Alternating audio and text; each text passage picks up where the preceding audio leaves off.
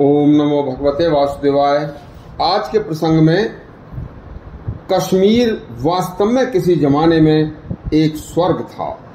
राजा जयसिंह के जमाने तक कश्मीर का सच जानिए। मध्यकाल के इतिहासकारों ने क्या कहा है। भारत देश की परिस्थिति, उसकी धनाढ्यता और उसकी उस समय के अपनी सामाजिक स्थिति के बारे में।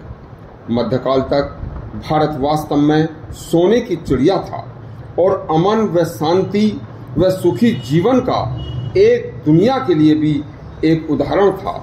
देशी व विदेशी इतिहासकारों ने उस समय के राजा महाराजाओं की आत्मकथाओं में स्पष्ट लिखा है कि भारत में मध्यकाल तक का समय वास्तव में स्वर्णिम भारत का समय था। कलहड़ नामक विद्वान इतिहासकार की कश्मीर के इतिहास के लिए एक बहुत बड़ी उपलब्धि जाना जाता है। उस समय कश्मीर के राजा हर्ष का शासन था। उस समय राजा हर्ष के प्रधानमंत्री कल्पक थे और कल्पक का पुत्र कलहड़ था। कलहड़ भारी विद्वान व संस्कृत भाषा व संस्कृत के शास्त्रों का ज्ञाता था। कलहड़ ने संस्कृत भाषा में राजतरंगिणी नामक पुस्तक ग्रंथ की रचना की थी। जिस समय राजतरंगिणी ग्रंथ की रचना की, उस समय कश्मीर का राजा जयसिंह का शासन आ गया था। राजतरंगिणी में कश्मीर की खूबसूरती तथा सुखी जीवन, समृद्ध जीवन, शांतिपूर्ण समाज के जीवन को दर्शाया गया है।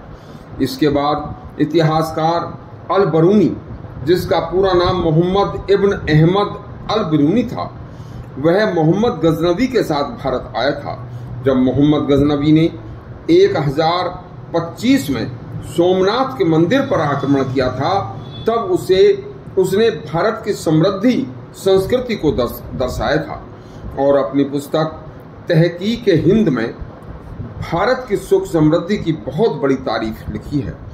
इसी तरह इतिहासकार मिनहज उस सिराज ने तबाकत-ए-नासिरी नामक पुस्तक में खिलजी वंश के शुरू में भारत के हिंदू राजाओं के धनाढ्य व सुखी प्रजा का जिक्र किया है।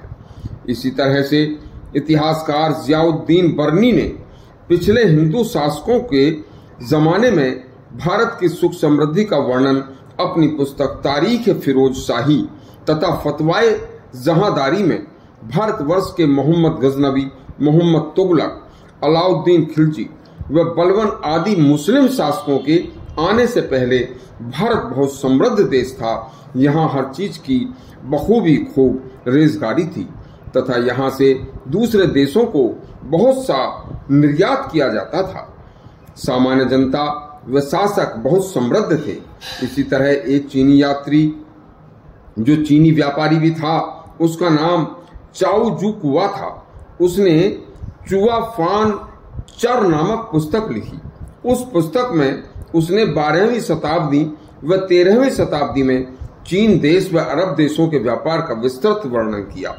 इसके बाद व्यापारी चाओ जू कुआ ने दक्षिण भारत से चीन के व्यापार पर भी विस्तार से लिखा।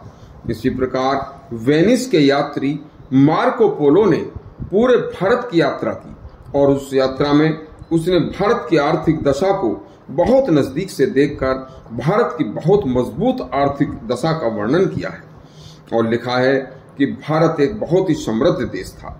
उस पर जब तक विदेशी मुस्लिम आक्रमणकारियों ने आक्रमण नहीं किए थे, जब तक पूरा देश बहुत समृद्ध था और पूरे देश को धीरे धीरे करके जब मुस्लिम शासकों ने लूटा, तो उसके परिणाम स्वरूप देश में गरीबी आनी शुरू हो गई थी। यह प्राचीन काल का सच्चा इतिहास देशी विदेशी सभी इतिहासकारों व यात्रियों ने अपनी अपनी पुस्तकों में लिखा है कि मुस्लिम आक्रमणकारी लूट व सभी सभ्य समाज को केवल तहस नहस किया करते थे, इसके अलावा कुछ नहीं। इस तरह के भारत के इतिहास के और सच्चे किस्से सुनने के लिए हमारा चैनल सब्सक्राइब करें और घंटी दबाएं। धन्यवाद।